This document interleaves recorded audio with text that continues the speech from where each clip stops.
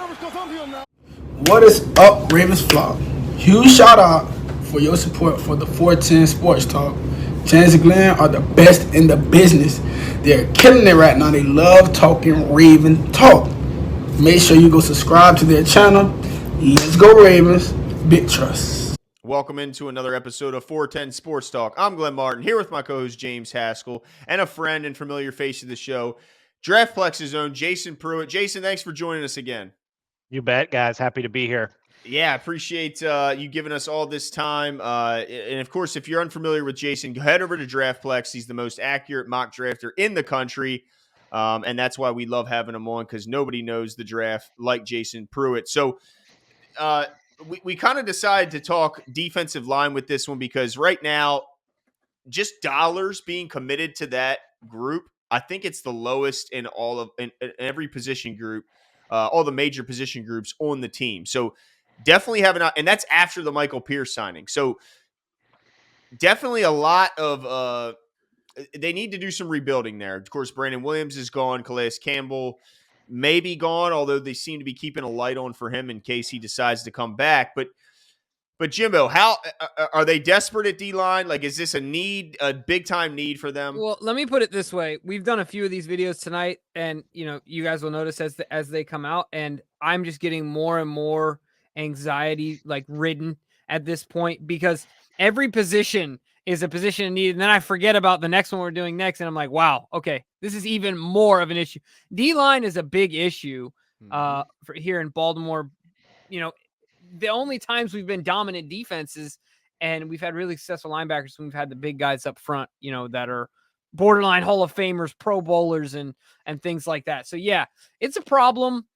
We need to figure it out, and there's not a ton of guys to look to on the roster with experience or,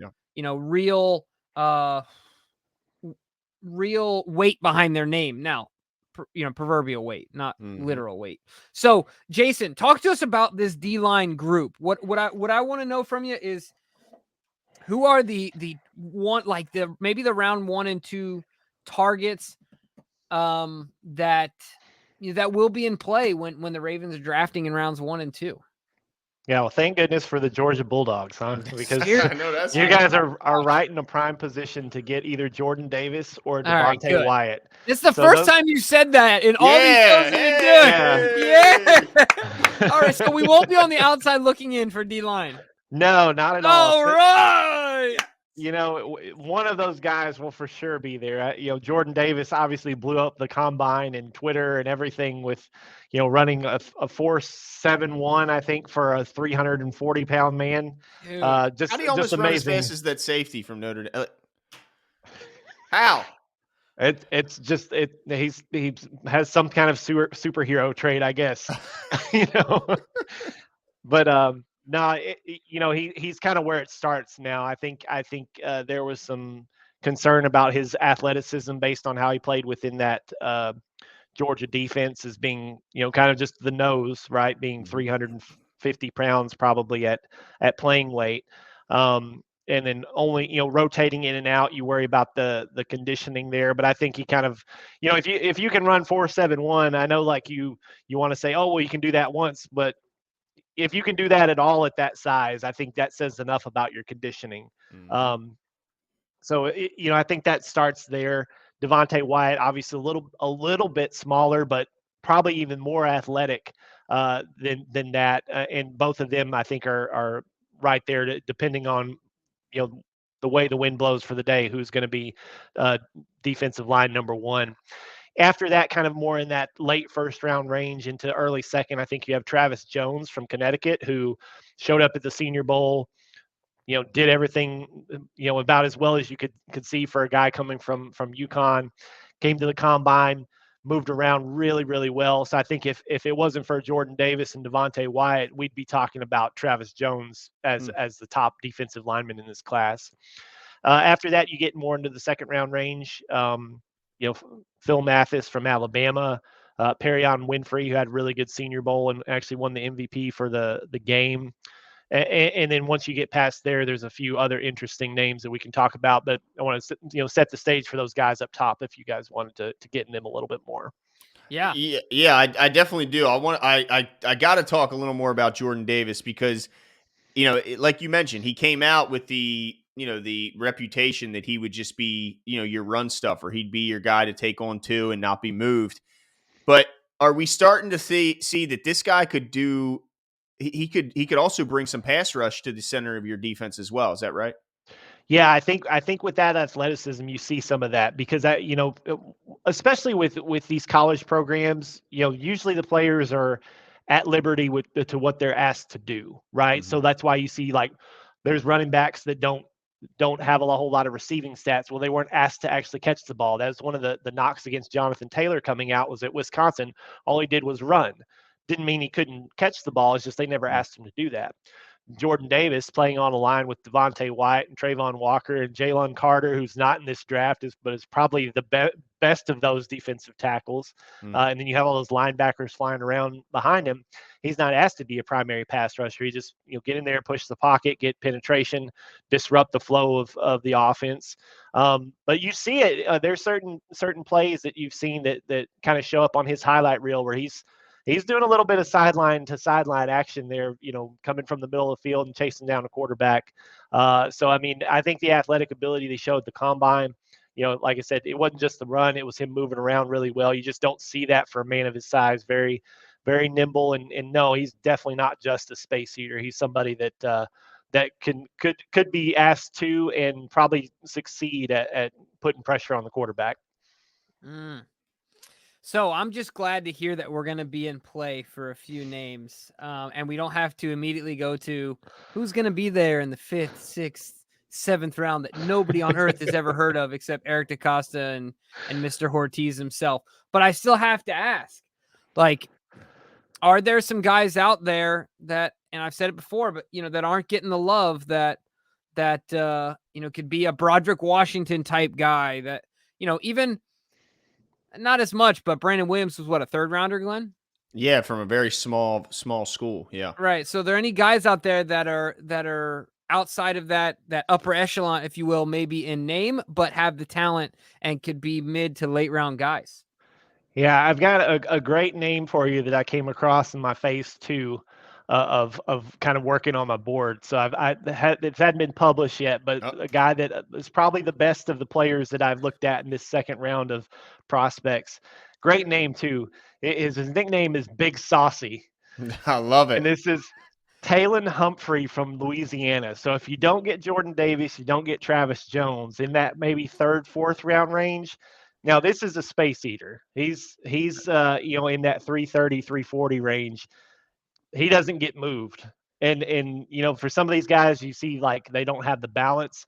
He's got anchor and he pushes, and when he gets pushed on, he doesn't go anywhere. But I just love the name, and when I went and looked at him and watched some of the tape, I was like, man, I'm surprised he's not being talked about. He wasn't invited to the combine. But there's always those players every year. Like we mentioned in kind of the offensive tackle video, like it's a benchmark, but it doesn't always tell the whole story because 350 players get invited to the combine. We get 250 of them drafted, and they're not all from the combine. It's usually maybe a 60 to 70 percent of the players that get drafted went to the combine. The rest are made up from non-combine invites. And Taylon Humphrey is probably the top of this next level of non-combine invites of players that I would definitely be interested in, kind of in that mid-round range.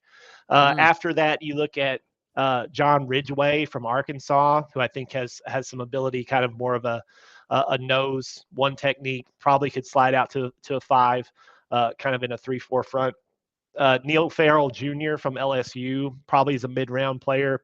He's a heavier set player. He's not like athletically probably isn't the same kind of class, as definitely not as the Georgia kids, but even some of those other players at the top, he's more of just somebody you plug right in the middle and let him take up space and chew up blocks.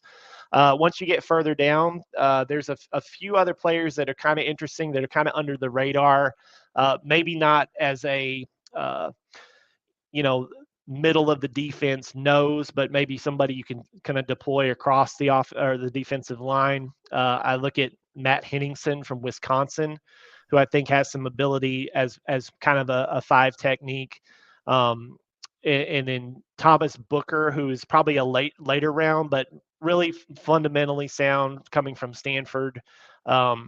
Henningsen's from Wisconsin. I don't think I mentioned that, but he's just a like a workman. Bring your lunch pail and go to work. Mm-hmm. Probably not going to give you anything from a pass rush standpoint, but hopefully you can get your edge in the first round if you if you get him later on. So I mean, there's a good amount of players that once you get in the middle rounds, late rounds, that could come in and be part of a rotation. Again, once you get in that late round selection, you don't know about the potential, about the ceiling, but definitely some guys that could come in and be part of a 5-6 man rotation right out of the gate. Well, that's what I wanted to hear, right, Yeah. Jimbo? I mean, Yeah. if you can just get a run stuffer late, that's what Brandon Williams was, and he made a lot of. I mean, that guy wouldn't smell the quarterback, and he made how much money in his career? So the fact that there's that many guys that could at least do that job, that's encouraging. So this is really the question. Is it official now, Glenn, based on Jason's feedback from the top of the draft? Should we now say that we're either getting a center or we're getting a defensive lineman first in the draft? Crazy. That's exactly how I came out of these videos, thinking the same way. It sounds like it's either Linderbaum or Wyatt Davis. I'm intrigued by Travis Jones out of UConn because of what you mentioned, because the people will fall in love, and rightfully so, with the Georgia kids. Do you think Travis Jones is a guy that could be in play for the second round pick for the Ravens at, I think, 45? Possibly. I still think he's kind of a fringe first round player, so you'd have to watch how that late part of the first and then the early part of the second would go. Okay. And I think the dependency there is, where do Jordan Davis, where did Devontae Wyatt go? Now I think everybody's kind of convinced that Jordan Davis, he's probably top 15, and he may even be a Ravens pick there, but he's definitely a top 20. And then you have to look at Devontae Wyatt. Is he going to go in the top 25? Is he going to go into 29, 30, 31, 32?